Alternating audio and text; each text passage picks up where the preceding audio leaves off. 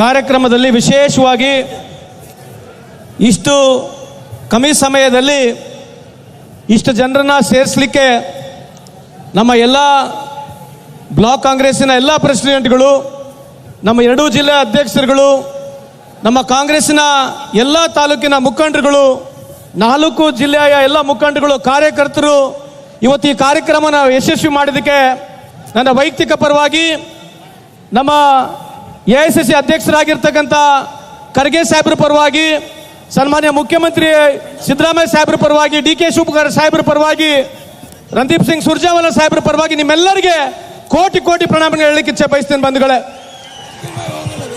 ಈ ಒಂದು ಸಮಾರಂಭದ ವೇದಿಕೆ ಮೇಲೆ ಆಸೀನರಾಗಿರ್ತಕ್ಕಂಥ ನಮ್ಮ ಪಕ್ಷದ ಅಧ್ಯಕ್ಷರಾಗಿರ್ತಕ್ಕಂಥ ಈ ದೇಶದ ಮುತ್ಸದಿ ರಾಜಕಾರಣಿ ಆಗಿರ್ತಕ್ಕಂಥ ಮಲ್ಲಿಕಾರ್ಜುನ್ ಖರ್ಗೆ ಸಾಹೇಬ್ರವರೇ, ರಾಜ್ಯದ ಮುಖ್ಯಮಂತ್ರಿಗಳು, ನನ್ನ ತಂದೆ ಸಮಾನ ಆಗಿರ್ತಕ್ಕಂಥ ಸನ್ಮಾನ್ಯ ಸಿದ್ದರಾಮಯ್ಯ ಸಾಹೇಬ್ರವರವರೇ, ನಮ್ಮ ಪಕ್ಷದ ಅಧ್ಯಕ್ಷರು, ಕರ್ನಾಟಕ ರಾಜ್ಯದ ಉಪಮುಖ್ಯಮಂತ್ರಿ ಆಗಿರ್ತಕ್ಕಂಥ ಸನ್ಮಾನ್ಯ DK ಶಿವಕುಮಾರ್ ಸಾಹೇಬ್ರವರೇ, ಈ ಒಂದು ಸಮಾರಂಭದಲ್ಲಿ ಪಾಲ್ಗೊಂಡಿರ್ತಕ್ಕಂಥ AICCಯ ಜನರಲ್ ಸೆಕ್ರೆಟರಿ ಆಗಿರ್ತಕ್ಕಂಥ ರಣದೀಪ್ ಸಿಂಗ್ ಸುರ್ಜೇವಾಲಾ ಸಾಹೇಬ್ರವರೇ, ವೇದಿಕೆ ಮೇಲೆ ಆಸೀನರಾಗಿರ್ತಕ್ಕಂಥ ಹಿರಿಯರು, ಆತ್ಮೀಯರಾಗಿರ್ತಕ್ಕಂಥ HK ಪಟೇಲ್ ಸಾಹೇಬ್ರವರೇ, ತಂಗಡಿಗೆ ಅವರೇ, ಈ ಒಂದು ಸಮಾರಂಭದಲ್ಲಿ ಪಾಲ್ಗೊಂಡಿರ್ತಕ್ಕಂಥ ಎಲ್ಲ ನಮ್ಮ ಕಾಂಗ್ರೆಸ್ ಪಕ್ಷದ ಮುಖಂಡರುಗಳೇ, ಸಚಿವರುಗಳೇ, ಶಾಸಕರೇ, ಈ ಒಂದು ಸಮಾರಂಭದಲ್ಲಿ ಪಾಲ್ಗೊಂಡಿರ್ತಕ್ಕಂಥ ಎಲ್ಲ ಅಣ್ಣ ತಮ್ಮಂದಿರ, ಅಕ್ಕ ತಂಗಿಯಂದ್ರೆ ಹಾಗೂ ಸ್ನೇಹಿತ ಮಿತ್ರರು ಹಾಗೂ ಪತ್ರಿಕಾ ಹಾಗೂ ಮಾಧ್ಯಮ ಸ್ನೇಹಿತರೆ, ಈ ಒಂದು ಕಾರ್ಯಕ್ರಮದಲ್ಲಿ ವಿಶೇಷವಾಗಿ ಬೆಲೆ ಏರಿಕೆ ಹಾಗೂ ನಾವು ಸಂವಿಧಾನವನ್ನು ಬಚಾವಂತಕ್ಕಂಥ ಈ ಕಾರ್ಯಕ್ರಮದಲ್ಲಿ ನಾವಿಲ್ಲಿ ಪಾಲ್ಗೊಂಡಿದ್ದೀವಿ. ನಾನು ಜಾಸ್ತಿ ಸಮಯನ ತಗೊಳಕ್ ಹೋಗೋದಿಲ್ಲ, ಕೇವಲ 5 ನಿಮಿಷದಲ್ಲಿ ನಾನು ಮಾತನಾಡಲಿಕ್ಕೆ ಇಚ್ಛೆ ಬಯಸ್ತೇನೆ. ಇವತ್ತು ವಿಶೇಷವಾಗಿ ಬಾಬಾ ಸಾಹೇಬ್ ಅಂಬೇಡ್ಕರ್ ಕೊಟ್ಟಿರ್ತಕ್ಕಂಥ ಆರ್ಟಿಕಲ್ 14, ಇವತ್ತು ಆರ್ಟಿಕಲ್ 14ನಲ್ಲಿ ಎಲ್ಲರಿಗೆ ವಿಶೇಷವಾಗಿ ಈ ದೇಶದಲ್ಲಿ ಈಕ್ವಾಲಿಟಿ ಬಿಫೋರ್ ಲಾ ಅಂತ ಹೇಳ್ತೀವಿ. It guarantees equality to every 140 crore Indian citizens. ಹೆಚ್ಚಾಗಿ article 19 right to speech, right to freedom ಅಂತ ಏನ್ ಹೇಳ್ತೀವಿ. Article 32 it is the heart and soul of this constitution. Article 32ನಲ್ಲಿ ದೇಶದ ಸಂವಿಧಾನದಲ್ಲಿ ಇರ್ತಕ್ಕಂಥ ಎಲ್ಲ ಹಕ್ಕುಗಳು ನಮಗೆ ಸಿಗಬೇಕು. ಸಿಗಲಿಲ್ಲ ಅಂತಂದ್ರೆ ನಾವು ಸುಪ್ರೀಂ ಕೋರ್ಟ್ನ ಬಾಗಿಲಕ್ಕೆ ಹೋಗ್ತಕ್ಕಂಥ ಈ ಒಂದು ಆರ್ಟಿಕಲ್ 32 ವಿಶೇಷವಾಗಿ ಭಾರತ ದೇಶದಲ್ಲಿ ಇದು ಸನ್ಮಾನ್ಯ ಬಾಬಾ ಸಾಹೇಬ್ ಅಂಬೇಡ್ಕರ್ ಕೊಟ್ಟಿರ್ತಕ್ಕಂಥದ್ದು ತಮ್ಮ ಗಮನಕ್ಕಿರಲಿ ಅಂತ ಈ ಸಂದರ್ಭಕ್ಕೆ ಕೇಳಲಿಕ್ಕೆ ಇಚ್ಛೆ ಬಯಸ್ತೇನೆ.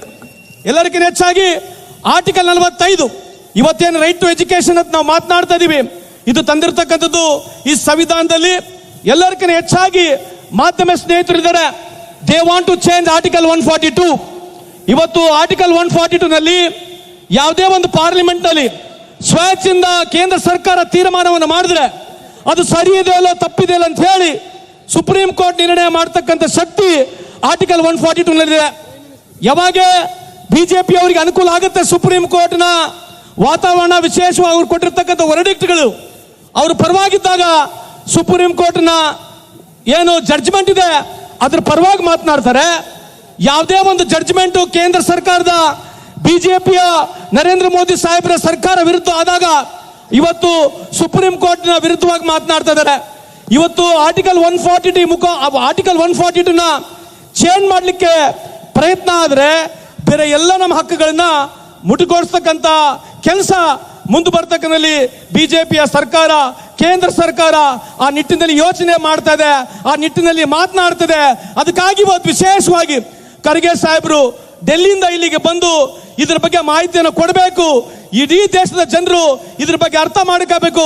ಸಂವಿಧಾನದಲ್ಲಿರ್ತಕ್ಕಂಥ ಹಕ್ಕನ್ನ ನಾವೆಲ್ಲ ಪ್ರತಿಪಾದನೆ ಮಾಡಬೇಕು, ಅದ್ರ ಪರವಾಗಿ ಹೋರಾಟ ಮಾಡಬೇಕಂತಕ್ಕಂಥದ್ದು ಈ ಕಾರ್ಯಕ್ರಮ. ಇವತ್ತು ನಾವು ಜಸ್ಟಿಸ್ ಬಗ್ಗೆ, ಈಕ್ವಾಲಿಟಿ ಬಗ್ಗೆ, ಲಿಬರ್ಟಿ ಬಗ್ಗೆ, ಫ್ರಟರ್ನಿಟಿ ಬಗ್ಗೆ ಈ ದೇಶದಲ್ಲಿ ನಾವು ಮಾತನಾಡ್ತಾ ಇದೀವಿ ಬಂಧುಗಳೇ. ಇದು ಸಂವಿಧಾನದ ನಾನು ಕೇವಲ ಕೆಲವು ಅಂಶಗಳನ್ನ ಮಾತನಾಡಿದ್ದೀನಿ, ಇದನ್ನೆಲ್ಲ ನಾವು ಉಳಿಸ್ಕೊಂಡು ಹೋಗ್ಬೇಕು. ಅದಕ್ಕಾಗಿ ಇದು ಸಮರ್ಪಕವಾಗಿ ಇಡೀ ಕರ್ನಾಟಕ ರಾಜ್ಯದಲ್ಲಿ ದೇಶಾದ್ಯಂತ ರಾಹುಲ್ ಗಾಂಧಿ ಅವರು ಭಾರತ್ ಜೋಡೋ ಅಂತ ಕಾರ್ಯಕ್ರಮ ಮುಖಾಂತರ ಅರಿವನ್ನು ಮೂಡಿಸಲಿಕ್ಕೆ ಪ್ರಯತ್ನ ಮಾಡ್ತಾ ಇದ್ದಾರೆ. ತಮಗೆಲ್ಲ ಗೊತ್ತಿದೆ ಬಂಧುಗಳೇ.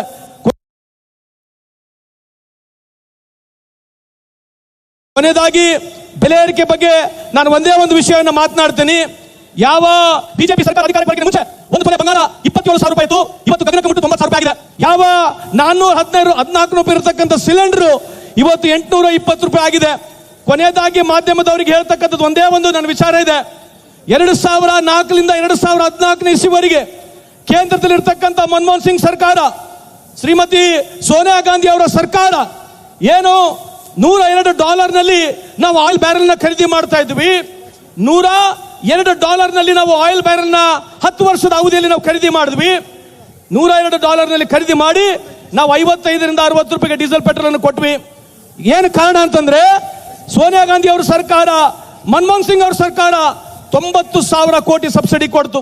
ಇವತ್ತು ಕಳೆದ 11 ವರ್ಷದ ಅವಧಿಯಲ್ಲಿ ಬಿಜೆಪಿಯ ಸರ್ಕಾರ, ನರೇಂದ್ರ ಮೋದಿ ಸಾಹೇಬರ ಸರ್ಕಾರ $63 ಖರೀದಿ ಮಾಡ್ತಾ ಇದೆ.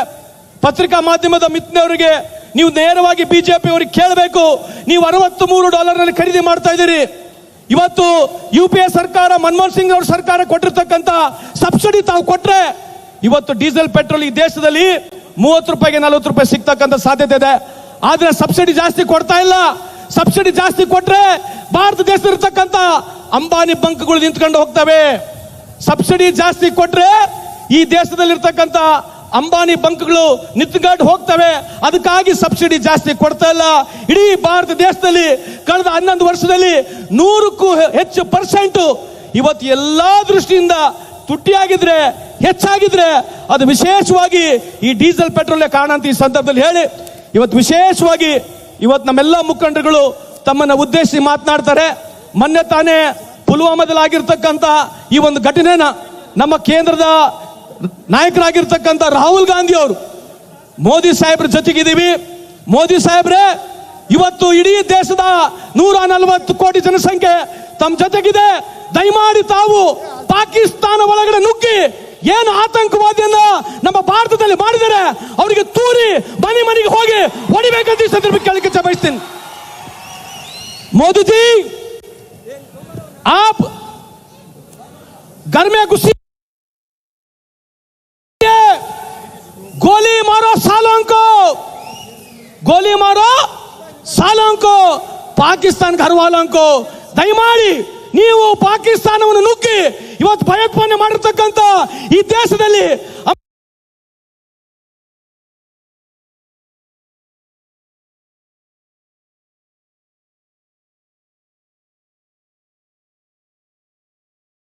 ನಾಯಕರನ್ನ 26 ಜನನ ಏನು ಕೊಂದಿದ್ದಾರೆ. ಅವರು ಪರವಾಗಿ ರಾಹುಲ್ ಗಾಂಧಿ ಅವರು, ಸೋನಿಯಾ ಗಾಂಧಿ ಅವರು, ಮಲ್ಲಿಕಾರ್ಜುನ್ ಖರ್ಗೆ ಅವರು, ವಿಶೇಷವಾಗಿ ಸನ್ಮಾನ್ಯ ಸಿದ್ದರಾಮಯ್ಯ ಅವರು, DK ಶಿವಕುಮಾರ್ ಅವರು, ನಾವೆಲ್ಲರೂ ನಿಮ್ ಜೊತೆ ಇದ್ದೀವಿ. 140 ಕೋಟಿ ಜನ ತಮ್ಮ ಜೊತೆ ಇದೆ. ದಯಮಾಡಿ ಪಾಕಿಸ್ತಾನ ಒಳಗಡೆ ಹೋಗಿ ನುಗ್ಗಿ ಅವ್ರನ್ನ ಮನೆಯಿಂದ ಹೊರಗೆ ಕರೆದು ಅವ್ರು ಹೊಡಿತಕ್ಕಂಥ ಕೆಲಸ ತಾವು ಮಾಡ್ಬೇಕಂತ ಈ ಸಂದರ್ಭದಲ್ಲಿ ಹೇಳಿ 2 ಮಾತನ್ನು ಮುಗಿಸ್ತೇನೆ. ಜೈ ಹಿಂದ್, ಜೈ ಕರ್ನಾಟಕ. ಈಗ ಸಾಂಕೇತಿಕವಾಗಿ ಈ ಪ್ರತಿಭಟನಾ ಸಭೆಯನ್ನ ಘೋಷಣೆಗಳ ಮುಖಾಂತರ ಉದ್ಘಾಟನೆ ಮಾಡಲಿದ್ದಾರೆ ನಾಗರಾಜ್ ಗೌರಿ ಮತ್ತು ಸ್ವಾತಿ ಮಳ್ಗಿ ಅವರು.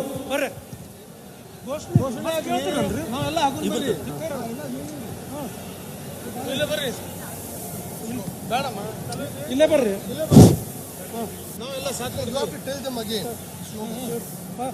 बोलो भारत माता की